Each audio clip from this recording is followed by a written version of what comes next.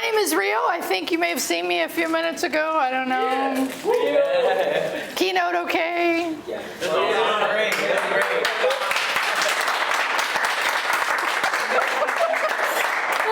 We all need immediate gratification, so thank you for yeah. Oh, snap. All right. So here's my goal for the day. I've been talking about and giving talks on machine learning for almost 2 years now. And what I have been wanting to see that I don't quite see happen is for somebody to show you the entire workflow. From data to prediction in the browser. Wow, I like it already. I got a wow. All right, cool. So I am going to show you that today to the best of my ability and the best of what the technology is going to allow me to do. Because you know, when you try to do something live, I don't know if you've ever had this happen, but let's all pray to the demo gods real quick. Let's all go.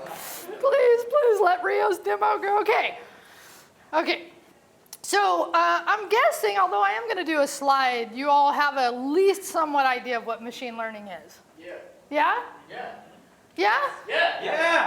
Okay, and if you don't, that's okay. I'm going to do at least one slide on it. But here's kind of my, like the important thing is to never stop questioning. And, machine learning is our next big paradigm, right? And when I first heard about it about 4 years ago at Google, and it was like TensorFlow, what the heck is a tensor? And why are you doing that? And all it is a multi-dimensional array of data. That's all it is. But it got me thinking, and it really got me wondering if coders were going to get replaced. And I was like, is this what is going to replace all? How many are coding for a living? And okay. So my vision now is not that it's going to replace us. As a matter of fact, we are the people that need to be doing this because we have the background and prepared us to do it. So we all are those people.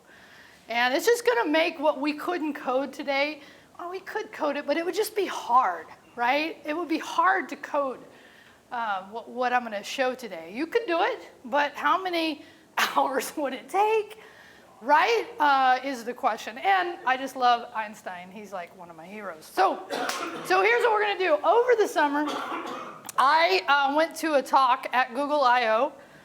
Oh, by the way, yay, Google I/O.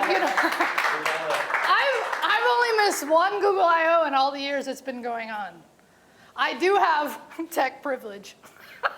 Wow, you didn't laugh at that. Okay, it's kind of like white privilege, which I do have as well, and I have tech privilege, so, and it's the truth, right? I need to own it. How many of you have seen the Chelsea Handler Netflix special about white privilege? Yeah, it's a thing, okay?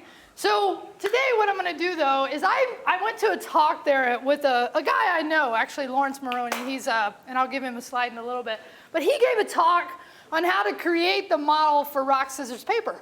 And I was like, oh, that's so awesome. But then he stopped by just throwing in an image and it telling him which one it was. I'm like, that's no fun. You built the whole thing. Why not show it in the browser? Why not do live predictions based on the webcam? So I decided to take what he did and take it to the last mile. Because it was fun, and I'm learning machine learning to teach it. And I want to actually teach it in a way that gives you practical skill. Because trust me, you can hear a lot of ML theory right now. You guys know what I mean by that? Yeah, there's a lot of people talking theory. Not a lot of people actually do implementation. They do it out, like create the models and blah, blah, blah, but they don't actually show the full thing. So again, Lawrence Maroney, he's awesome. If you want to see a great talk, matter of fact, the talk that is just partly going to be based on this, it's right here. I'll give you the link, but you can basically search for machine learning from zero to hero at Google I/O this year, okay? So if you want to know where that link is at, but you can search for that. If at any point I'm going too fast today, please say, oh, okay? Can you do that? Just kind of go, slow it down, all right? Or speed it up, right? Because trust me, I could totally speed it up. It'd be easy. Okay, yeah.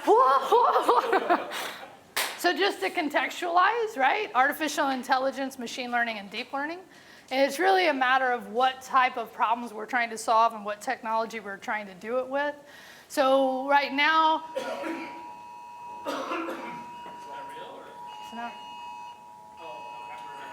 Amber alert. Wow. Timing is everything, right? Oh, that's your phone and probably mine somewhere too. Oh, so that's mine. Okay, wow. That's pretty cool technology, right? I mean, that's awesome, actually, right there. Huh? Right, that's amazing. So, to kind of give you what really this means, I think this is better. Narrow AI, right, is when a machine is better than us at a specific task. General AI is when a machine is like us. And strong AI is when a machine is better than us. We're at narrow. Okay, we're at narrow AI right now, and what I'm going to show really is narrow, very narrow. But there's so many applications where we can use machine learning to solve real-world problems. And you guys, I mean, we could talk about it. If you want to chat about some of this, what's going on, please hit me up afterwards. I'm not going to actually show the first option because it's just so easy. But it's there. If you want to take notes, it's AutoML, so automated machine learning. And basically all you do is you throw a data set out to the website, and it gives you back prediction, and it gives you a curl call so you can actually implement it all the way into the browser. That's not where I wanted to go. I wanted to go a little deeper. So here's what we're going to do, and actually I'm not going to do the whole thing, I just don't have time, but we are going to walk you through because it's just important, is data preparation, right? So data collection first, how do you get this data? How do you prepare this data? Which, by the way, if you're doing this for a living, 90% of your time is in 1 and 2. If you have this vision of what you'd be doing, right, the rest of those steps that you'd want to do, it takes a lot of work to get there. But that's okay. You choose a model, you do the training, you do the evaluation, you do some tweaking, and then you actually do prediction. And I'm going to use, of course, Google's TensorFlow today because it's awesome and it's the #1 used machine learning platform in existence today. Although there are some great also other products. Microsoft has got some great ones right now. Amazon has got some good ones. Everybody's coming up into this space. So watch if, does anybody have a preference on what they use? Do you have? Or Google. Yay, okay, I'm with you. Love me some Google. Okay, so I'm going to come back to this slide. So what I'm going to do is actually, let's come back. Oh, that's right. I'm actually going to go to something called Colab. Have you heard of Colab? Oh, so not Coda Lab. Okay, so if you're going to be running, Colab, C-O-L. I do know how to spell, just not well.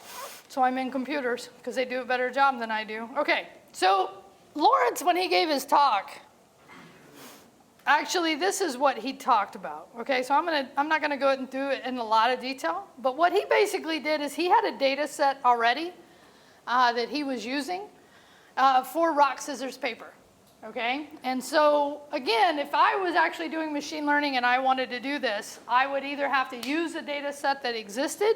So let me actually show you that data set so you can see it. Under version 1, under the model, can you guys and gals see that okay, or is that just too? Darker. Yeah, can you change the thing? Yeah, I could change. Where do you change the thing? Command palette. Is it? Or you can just turn off the lights. Oh, we could just turn off. Well. Does the recorder care? Does it? You all right? Okay. How's that? Is that good? Okay. So in here, right? So the one thing is once you get a data set, you're going to do one thing that's really important is you're going to break it into what you're actually going to train on and what you're going to evaluate on. So in this case, here's the 3 categories of rock, scissors, paper, right? And so here's like an image, right? I know, right? Oh, I love that response. Why was that a oh? Huh? That's a paper. Now, why is that? Let's see another one. Let's see another one. So why would they do this? Think about this. This is actually part of the concept. Go ahead. Yeah. Right. Because the thing is, you want to be able to, because everybody may be in the different position of when they're actually doing the rock, scissors, paper, they may actually have some disability, right? They also, and in this case, we actually, let me see it down in here, I don't have one specifically, but the other thing is you different colors, different skin colors, so we want, and that's the one thing about, not one thing, there are many things, but about machine learning is you want a representative data set for everyone that you're trying to make prediction on. And I think this is really where we're trying to do a much better job right now to make people aware that, because if you only get data sets, especially image of people that look like you, right? You're gonna do great, but overall, you need a more representative data set, okay? So this was easy for me. I didn't have to go shoot this.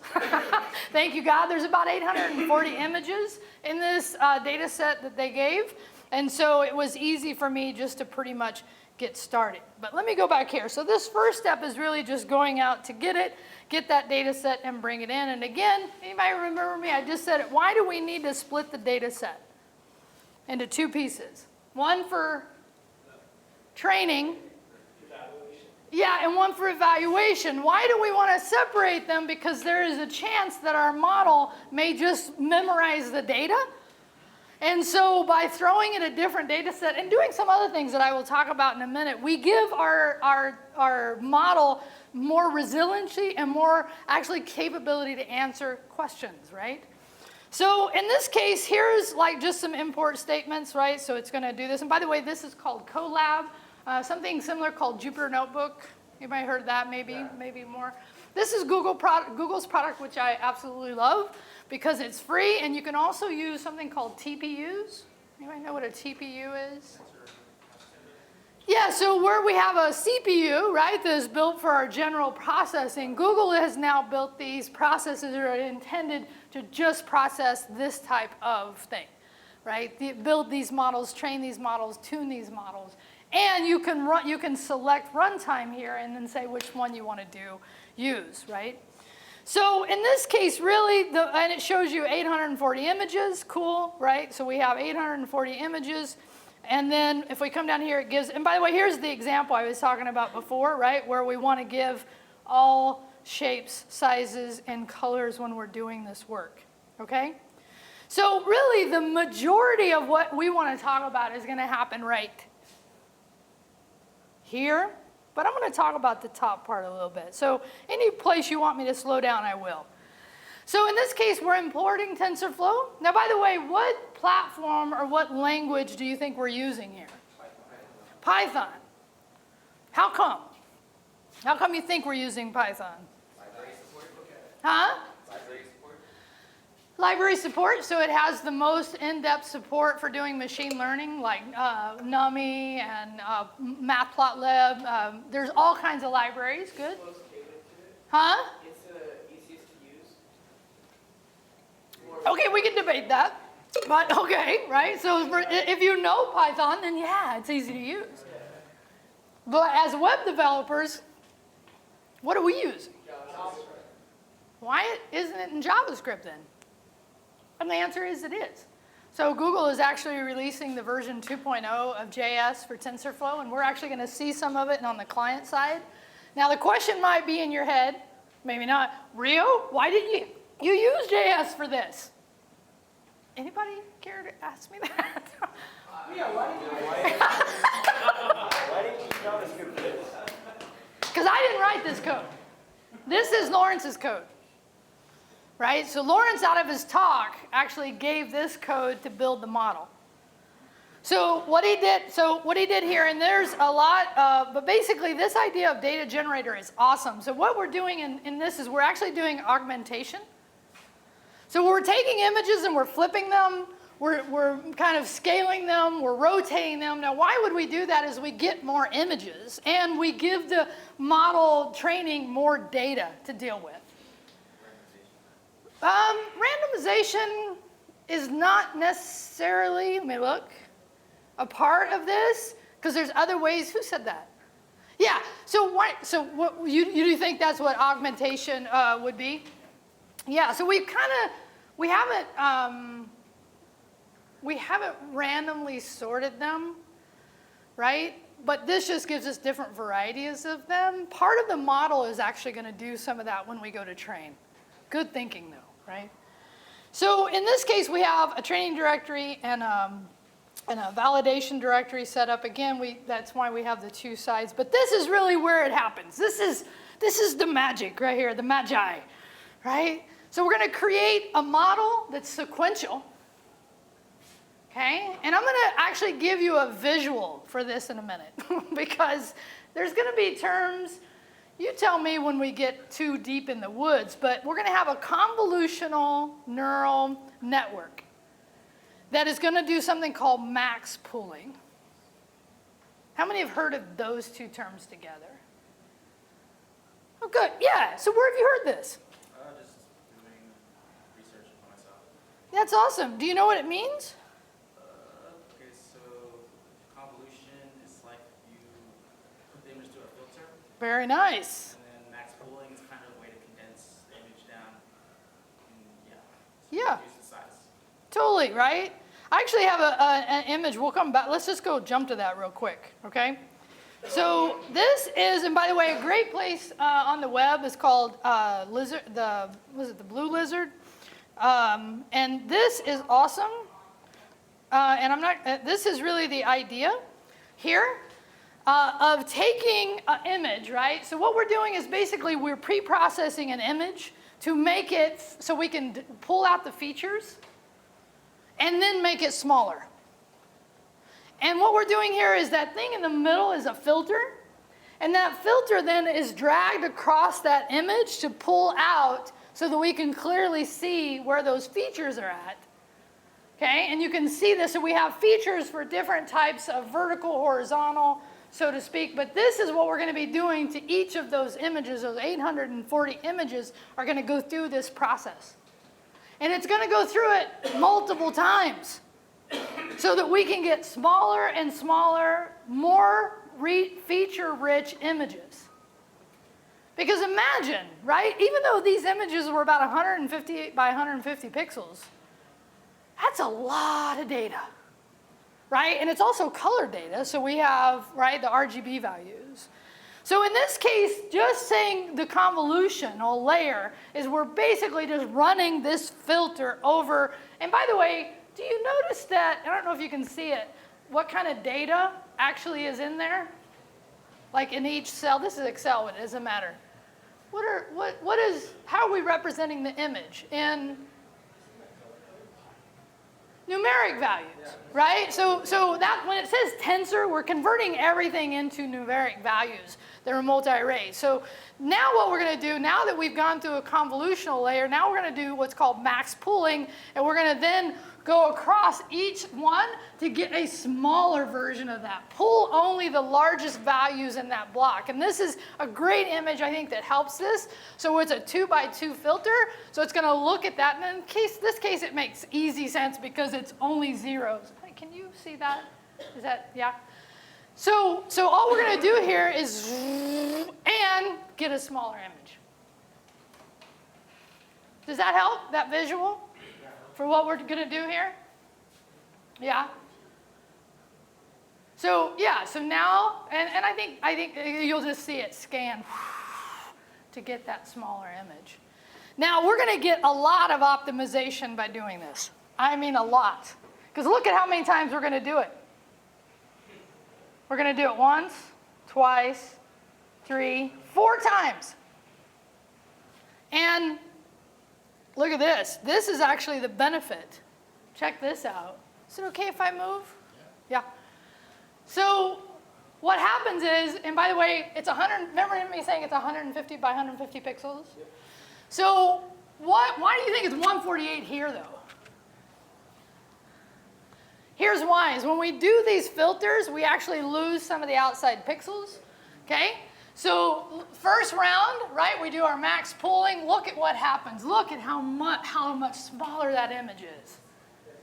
Wow, all the way down to a 7x7.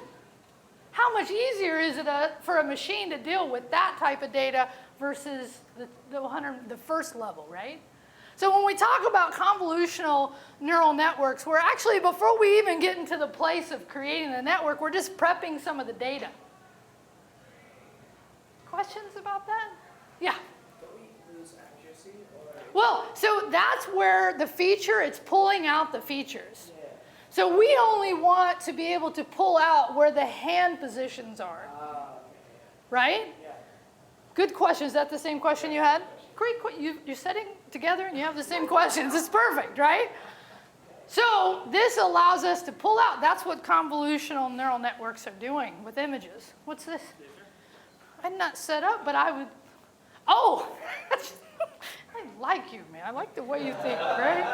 That's awesome, right? That's awesome because he's awesome. No, I'm good. Thank you. Right?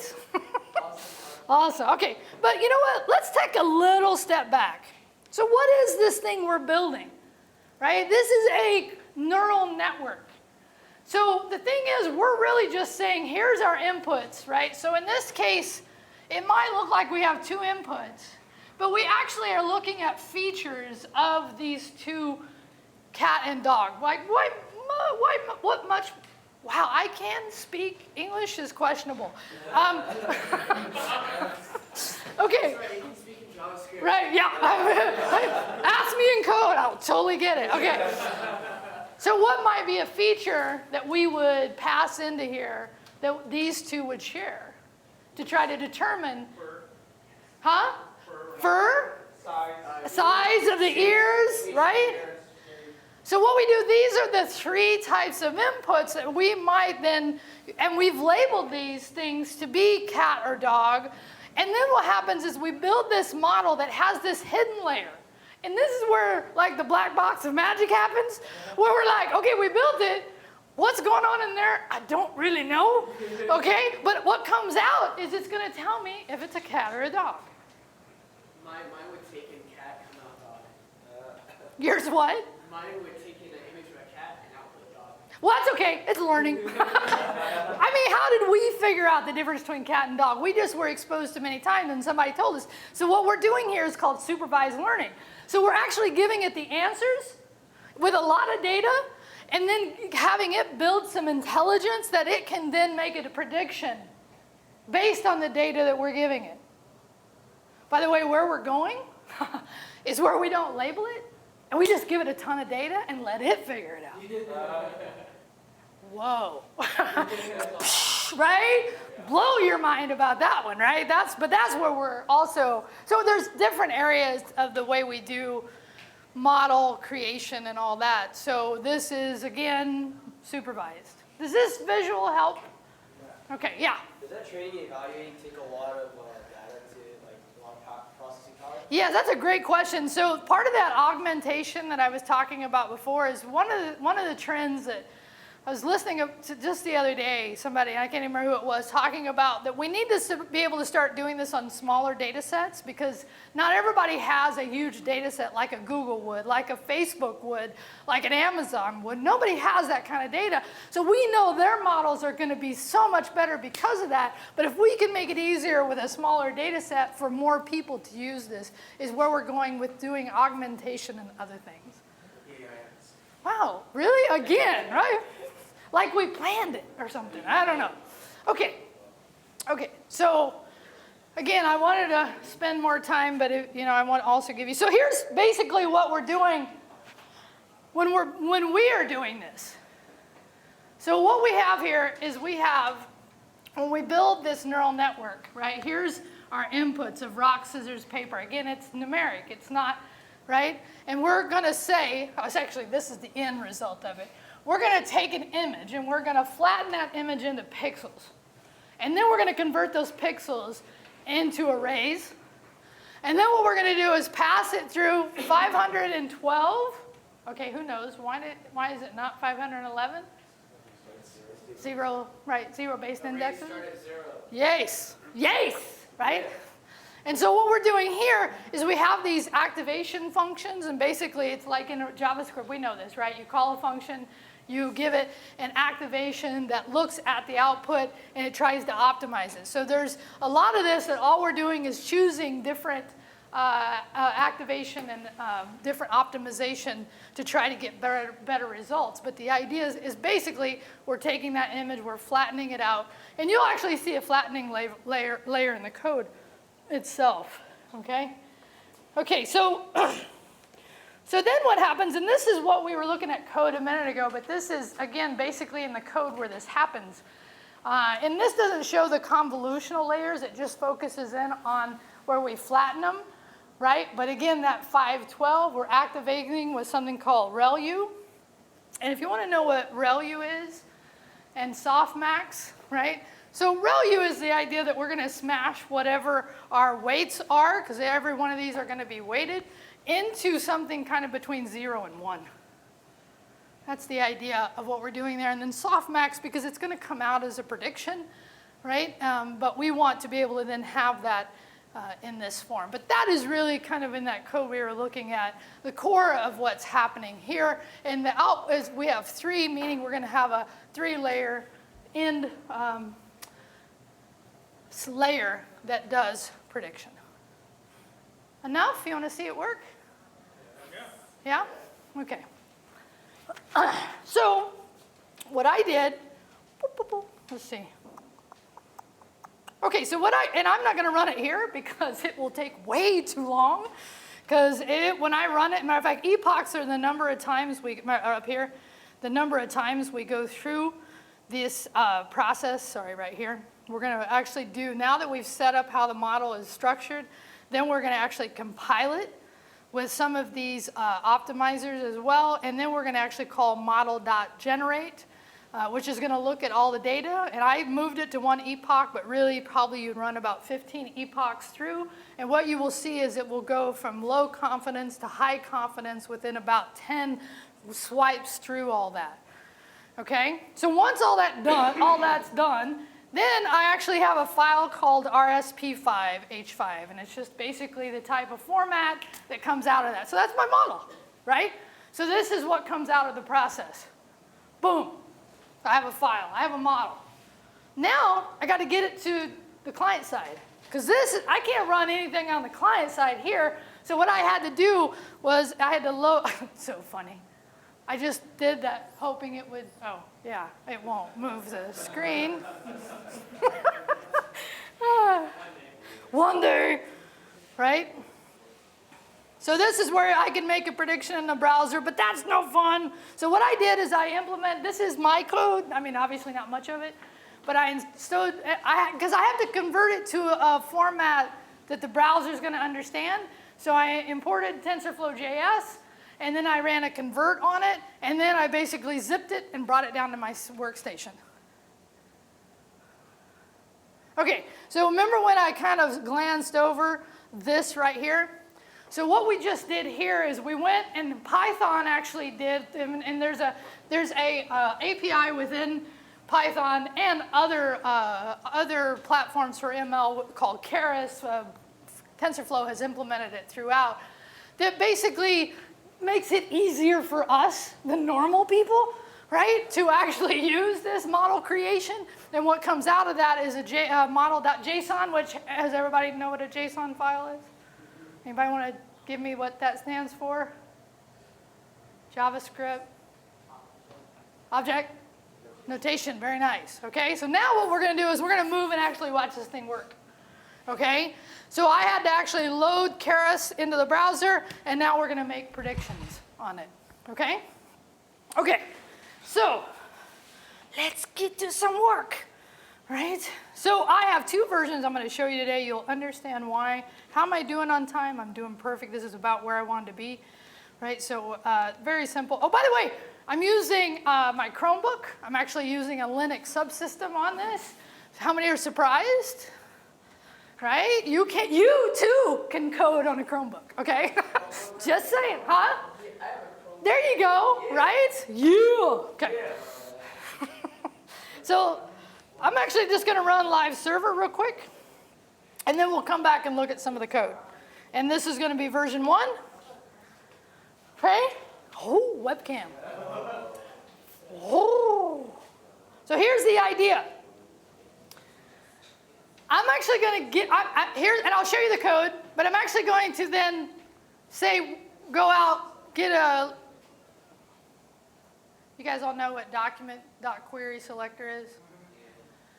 It's where I'm grabbing a DOM node on the local system, and in this case, inside the webcam, and then I'm going to convert that into a tensor, and then I'm going to call predict on it. And I'll show you the code in a minute.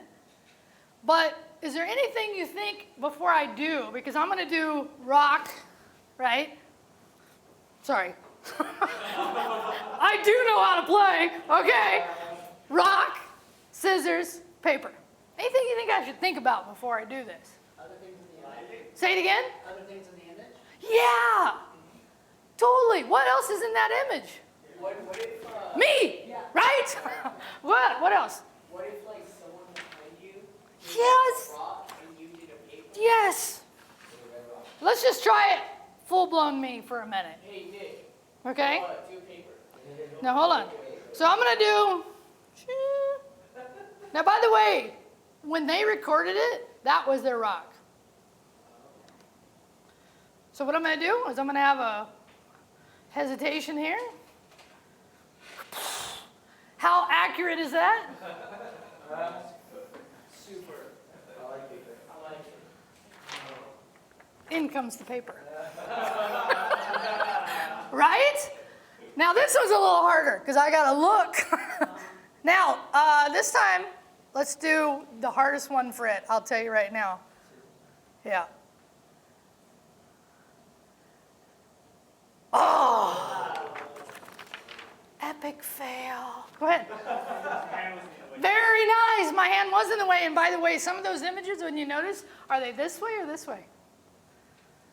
They were both, right? So how good is our model right now? Not that good. Needs more data, right? Needs what? Needs more data. Well, 840, you're right, it's not a lot, right? It's not 10,000 for sure. But also they were all done in controlled circumstances. So let's see if we can at least get it to do. Let's see if it'll. Oh! So what I did is I just had to do a little try, and now we'll actually play it, right? Because you know the coding for rock, scissors, paper is so complicated. Oh, tie. I guess, yeah, no clapping for that. Okay, all right. Yeah. You don't know what to choose, like, is it random or? No, I actually wrote the code for it. It's, you know, I don't know if you know rock, scissors, paper, how hard that is to code. Yeah, it's pretty easy, right? I'll show you the code. I'm just giving you a hard time. Sorry. Yeah. Oh, wow. Somebody was delighted. Okay, so let me show you the JS file in this case. So basically, and this is using async and await. Who knows about async and await? If you don't, learn it. Because if you're writing asynchronous JavaScript code and not using this, you're either using callbacks or promises, and God help you there, work fine, but async and await is just beautiful because it's just like we would write normal code. So basically what we're doing here is we're setting up the webcam based on the different kinds of browsers, grabbing that item. And this is where we're loading in, oh, I'm in the wrong one. So sorry. We'll see that one in a minute. So sorry. Come on. Come on. I love demos. They're so fun, right?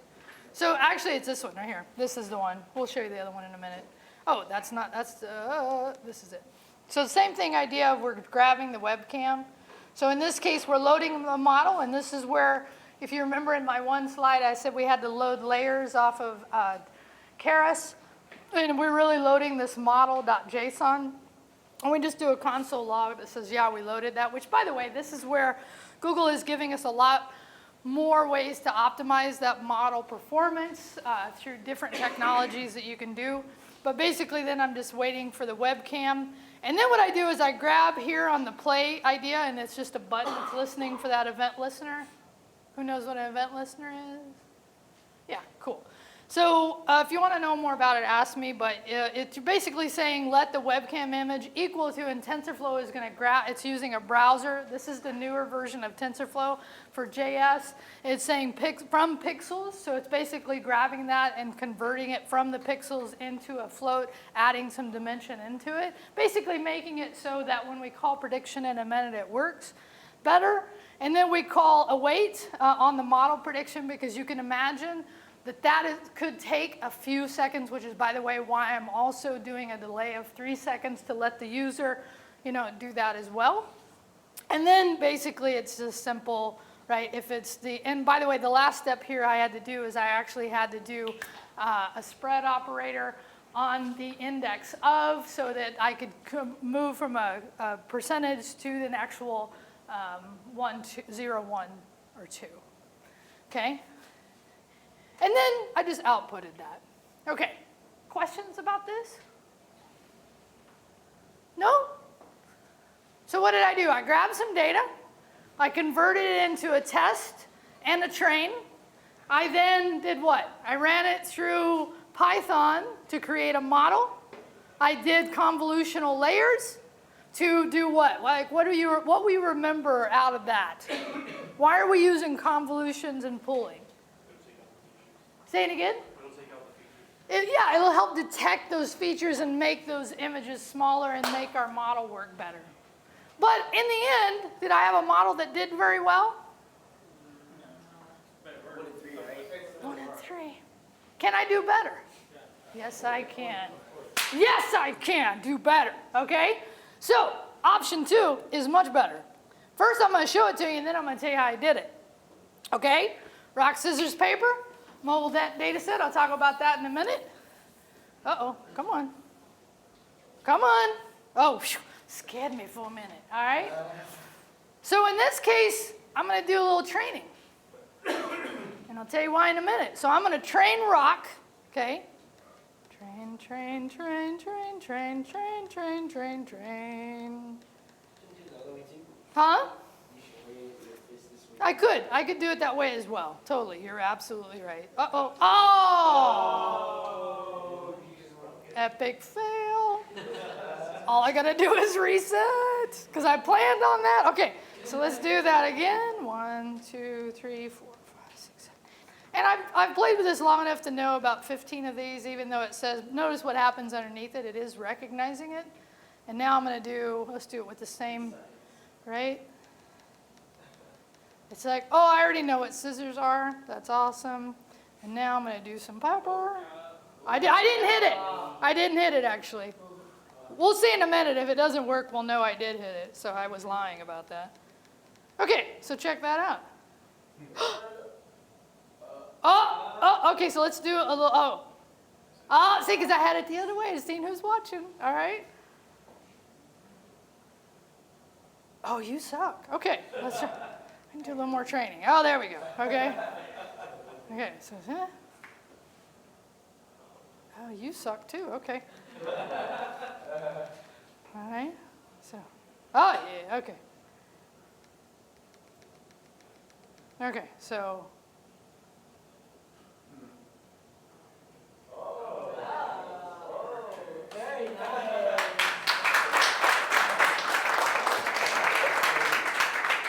Now let's play, okay? So now let's play, right? So.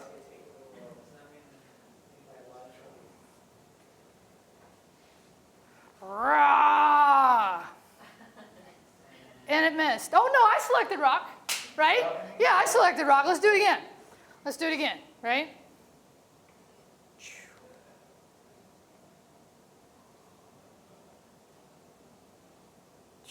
Tie.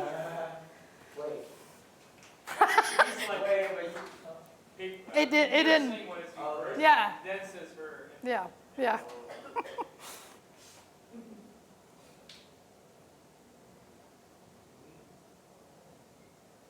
Right on. Right on. Huh? At least it's fair. Right.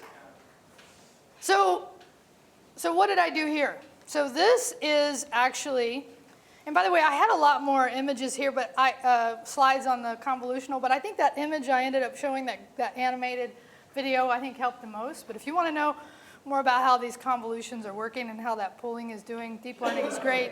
This is, Which one? Yeah, that's from Lawrence. Yeah, that's Lawrence's QR code for that code for the model. So if you want to see that, I'm doing good on time. And you can get it after, but what I really want to show you is what happened here is my third option was I didn't even use that model I used before. So basically what I did here is something called transfer learning. So there was already a data set out there that existed that had so many more images. And it's called the MobileNet data set, and it's been used and created by academics, and now it's been brought in, and it's just great. So what I did is I took that large data set that already existed, and I basically on that neural network cut off that last prediction, and then on the training, I gave it new data. And this is a lot of what's happening right now in this space, because there's already great pre-trained models that we can leverage without having to do all this work ourselves. And we can just use them, and we create that last step that you saw me create when I trained the model in the very last step. Questions about this? And it was so much easier. This took me like 10 minutes to do, right? Partly because there was a code lab that already had done some of this, and I just was able to go back and put in my code to do it. But any questions about that? Thoughts? So that kind of, so I'm guessing it takes like data sets like Shutterstock, and then it kind of trains on that, or? So actually, it's funny because I actually was listening to something the other day. They theorize now that MobileNet is using most of the images that Google has classified through images.google.com. So imagine the data set of that. Yeah. Right? Huge, right? So because they've trained and optimized that model so well, all we're doing is saying, I'm going to leverage all of your learning, but I'm going to make it specific for my environment. Okay? Great question. Other questions about this? Yeah. How many images did it say? For the MobileNet? Transfer one, yeah. Remember, I only trained it on these new features, right? So I think I've played around with it, about 10 or 20 will do it, but of course the more you give it, the more accurate it's going to be. And the thing is, it's training for which I love, right? It's training for my environment, it's training for my way of doing it. So it doesn't take very many to train that. But what the other thing I was doing is I wasn't also saving that. But if I had this in a real world application, then I could save that additional training and I wouldn't have to do it every time. Imagine you had an app, you'd only have to train it. You know, like apps when you have the first time use, you would just have it trained, and then after that you would save it and just run it every time. Great question. Okay, did you learn something? Yeah. You want to ask me any other questions? One, would it be possible to get a shared link to this? Absolutely, yeah. I actually had intended to put it on GitHub before now, so thank you, because you've asked me, now I have to do it. Awesome. So I'd be totally open to doing that and giving. Thank you. Yeah, no, totally, yeah. How long did it take you to figure that out? Say it again. How long did it take you to figure that out, the code? So, you know, it's always funny because after you've done it, you're like, yeah, that was totally easy, but it wasn't easy. It was part of my summer project. I ended up, because I wanted to give a talk, and I did midway this summer. So I probably spent a total of 2 weeks doing this. Watching, just because I like to not just understand the details of how it's done, I like to understand the bigger concepts, because that's how I like to teach as well. I'm sorry, did we answer it? Yeah. Yeah, so like a couple weeks. What does it mean to, when you said save the model, what would be saved exactly? Yeah, so it's very, very similar to saving the file. Like if we save a file, and in this case the file format was an H5. Yeah, it's got all the weights and everything in there, but then I had to make a zip file of it, download it, and then I had to convert it into a format that TensorFlow.js would understand. And so there was another conversion process that I just had to go through to get it into a format that the browser would understand. So in a real world application, you would just rewrite that automated like script every time for So no, very good question. Very good question. You only, now, if I find ways to optimize that model, and I'm tuning those hyperparameters, something I didn't talk about a lot today, but if I'm doing that, then I would want to do that workflow again and every time I did it. But otherwise, as long as I'm okay with the quality of that model, that's what I would be using. And I'd have it local because it's an encapsulation of all that work that I did out on Code Lab with Python. Great question. Does that help? Yeah. Do you have Oh. like a website that we can go to where you can get large public data sets? Oh yeah, it's called Kaggle. If you want to write it down, Kaggle is where data scientists go to do competition. And what they do is they provide large data sets that they have then looked at and created models for, but you also can have access to them. But there are so many everywhere right now. Just search for large data sets on Google and you'll find them. But Kaggle is a great place to organize those. Yeah. All right, thank you very much for your time. I appreciate it. I hope you enjoy the next session.